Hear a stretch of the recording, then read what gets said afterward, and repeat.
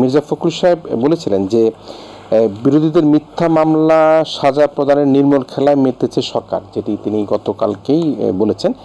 তো আসলে এই বিষয়টাকে কিভাবে দেখেন? তারা বারবার বলে যে তাদেরকে মিথ্যা মামলা জেলে দেওয়া হচ্ছে, জামিন দেওয়া হচ্ছে না, তারা মুক্তি পাচ্ছে না, সরকারের এই দামি সরকারের চলমান অপকর্মের কথা তারা বারবার বলছেন। আপনি তো একেবারেই পোড়খাওয়া রাজনীতিবিদ, তৃণমূল থেকে এই পর্যায় পর্যন্ত এসেছেন, এমপি হয়েছেন, ভবিষ্যতে আমরা আশা করব যদি কখনো মন্ত্রিত্বের স্বাদ পান তাতেও আমরা খুব খুশি হব। কিন্তু এই যে মির্জা ফখরুলের যে অভিযোগ, এবং আমার ভাই আমাকে একটু অভিযোগ করে, শামসুজ্জামান দুদু ভাই অভিযোগ করে বলল আওয়ামী লীগের একজন সমর্থিত বানালো, আপনার আসলে এই বিষয়ে মতামতটা কি? আমি একটা কথা বলি, জি, এই নির্বাচন, হ্যাঁ, ঢাকার শহরে ভোটের রেশিও কম ছিল, এটা অস্বীকার করার বিষয়, কিন্তু আমি আমার নির্বাচন এলাকা নিয়ে চ্যালেঞ্জ করলাম। আপনার এখানে প্রতিনিধি আছে, খুলনা শহরের সমস্ত মিডিয়ার প্রতিনিধি আছে, তারা যদি বলতে পারে যে খুলনা 3-এ কোনো ধরনের অনিয়ম হয়েছে, আমি জাতির কাছে ক্ষমা চাই।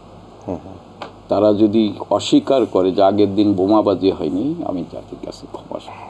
তারা যদি অস্বীকার করে যে সকালবেলা একটি কেন্দ্রে আগুন দেওয়া হয়নি, আমি জাতির কাছে এই মিথ্যে তথ্য দেওয়ার জন্য ক্ষমা চাবো পরবর্তীতে এসে।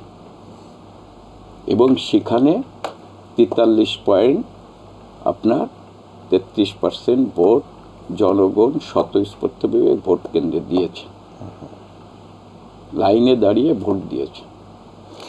আমি আর দুদুভাই যেটা বললেন যে 15 ফেব্রুয়ারি নির্বাচন তত্ত্বাবধায়ক পাশ করে পদত্যাগ করেছে, না, বেগম খালেদা জিয়া 11 মার্চ 2015 রাষ্ট্রপতির সাথে দেখা করে বলেছিলেন এই পার্লামেন্ট ভাঙা যাবে না, এই পার্লামেন্ট কন্টিনিউ করতে, এবং বঙ্গবন্ধুর খুনিকে বিরোধী দলের চেয়ারে বসিয়ে উনি এই ক্ষমতাকে, পার্লামেন্টকে টিকিয়ে রাখতে চেয়েছিলেন। কিন্তু সেদিন জননেত্রী শেখ হাসিনার আহ্বানে ছাত্র জনতা, কর্মচারী, কর্মকর্তা, সর্বস্তরের মানুষ রাস্তায় নেমেছিলেন।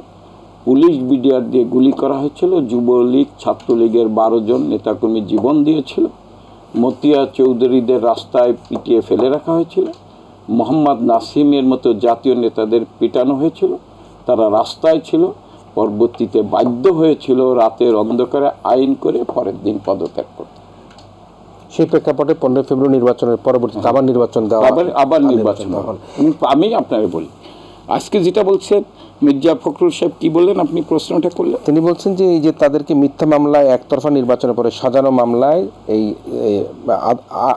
আটক করার যে নির্মম খেলা, আমি আপনাকে বলি 2001 সাল আর 2008 সাল, 2009 সাল, আপনি পত্রিকার পাতাগুলো খোলেন। 2001 সালে বিএনপি ক্ষমতা এসে কি করেছে? 25শে মার্চ যেমন পাক হানাদার বাহিনী,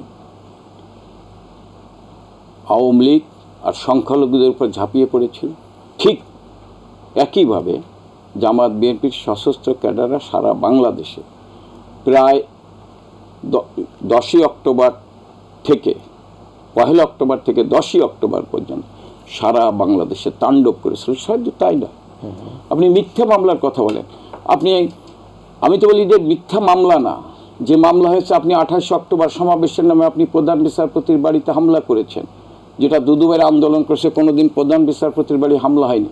আমরা ছাত্র আন্দোলন করেছি বা রাজনৈতিক দলগুলো আন্দোলন করেছে, কোনোদিন সাংবাদিকের গায়ে হাত দেওয়া হয়নি। 40 জনের উপর সাংবাদিককে পিটিয়ে আহত করা হয়েছে বিএনপি অফিসের সামনে, পুলিশ পিটিয়ে হত্যা করা হয়েছে, পুলিশের সাথে আমাদের ইট ফাটকেল নিক্ষেপ হয়, পুলিশ আহত হয়, আমরাও আহত হই, কিন্তু পুলিশকে পিটিয়ে হত্যা করা এটা আন্দোলনকারী কোনো সংস্থা কোনোদিনই করেনি, সেটাও করা হয়েছে। অ্যাম্বুলেন্স, আমরা হরতালের সময় অ্যাম্বুলেন্স ছেড়ে দিয়েছি, সে অ্যাম্বুলেন্সের উপর হামলা করেছে রাজারবাগ পুলিশ লাইনে, জাজেস কোয়ার্টারে হামলা করা হয়েছে। অর্থাৎ পরিকল্পিত বা একটু অস্থিতিশীল পরিবেশ তৈরি করার জন্য সে হামলা হয়েছে, তাহলে মামলা হবে না। আর আমি যদি বলি যে হুমায়ুন আজাদকে হত্যা, বরং বিএনপি যেটা বলছেন, বিএনপি সেইটা তারা করেছেন, বিনা কারণে মিথ্যা মামলা দিয়েছেন। তার উদাহরণ আমি আপনাকে দেই, আজকের প্রধানমন্ত্রী বিরোধী দলের নেতা, গাড়িতে জাতীয় পতাকা, আপনি যখন হুমায়ুন আজাদকে দেখতে যান, মোহাম্মদ হুমায়ুন আজাদকে দেখার জন্য গিয়েছিলেন ক্যান্টনমেন্টে, সিএমএইসে, গাড়ি ঢুকতে দেয়নি, হেঁটে গিয়েছিলেন। আসার পরে প্রধানমন্ত্রী, আজকের প্রধানমন্ত্রী শেখ হাসিনার জন্য 22 জন নেতাকর্মীর নামে মামলা হয়েছে। আপনি সাবের হোসেন চৌধুরী 2002-এ আপনি তাকে প্যালেট চুরির মামলা দিয়েছেন, লিটন চৌধুরীর নামে তাকে রিমান্ডে নেওয়া হয়েছিল। আপনি শিক্ষক মুনতাসির মামুন, শাহরিয়ার কবির সাংবাদিক, তাদেরকে রিমান্ডে নেওয়া হয়েছিল। আপনি বাহাউদ্দিন নাসিম, কোনো মামলা ছিল না, আপনি এয়ারপোর্ট থেকে ধরে এনে তাকে তো আমার নিয়ম হচ্ছে 48 ঘন্টার ভিতরে কোর্টে হাজির করতে, কোর্টে হাজির না করে 5 দিন তাকে গায়েব করে রাখা হয়েছিল। এবং সে যখন মুমূর্ষ অবস্থায় নির্যাতনে, সে যখন কি মৃত্যুর পথযাত্রী হয়ে গেছেন, বলছে বাঁচবে না, মনে হয় তারা ধারণা করছে বাঁচবে না, সরাসরি জেলখানায় পাঠিয়ে দিয়েছে, কোর্টে তো হাজির করেনি। কি কারণে? বাহাউদ্দিন নাসিমের তো কোনো মামলা ছিল না। তা আজকে বিএনপি যেটা বলছেন, বিএনপি যা করেছেন 2001 থেকে 2006, সেইটা তারা এখন ভাবতেছেন যে আমরা এটা করছি। সেটার কি প্রতিচ্ছবি হচ্ছে কি? সেটাই না, সেটা প্রতিচ্ছবি না। আচ্ছা, আমি আপনাকে চ্যালেঞ্জ করলাম, বিএনপি 2001 থেকে 2006 যা করছেন, আজকে যদি শেখ হাসিনার সরকার সেটা করে থাকে, আমরা সরকারের পক্ষ থেকে জাতি সেইটা করেনি। কিন্তু আপনি দেখেছেন ঈদের শুক্রবার দিন আহসানুল্লাহ মাস্টার নামাজ পড়তে পেরেছে, তাকে হত্যা করেছে। আমি আর একটা কথা বলি, পার্লামেন্ট, রানিং পার্লামেন্টের দুদুভাই জানে, রানিং পার্লামেন্টের কোন সংসদ সদস্য মারা গেলে তার শোক প্রস্তাব, দুদুভাই কি এবার জেলে গিয়েছিল? দুদুভাই আপনি কি জেলে গিয়েছিলেন? গিয়েছিলেন। আমার শেষ করতে দাও। ওনার কি সংসদ সদস্য যে মারা যায়, সংসদে প্রস্তাব আসে, শোক প্রস্তাব মুলতবি হয়। শাহমেজ কিবরিয়া আহসানুল্লাহ মাস্টার মারা গিয়েছিল, কোনো প্রস্তাব তো হয়নি, সংসদ মুলতবি রাখা হয়নি।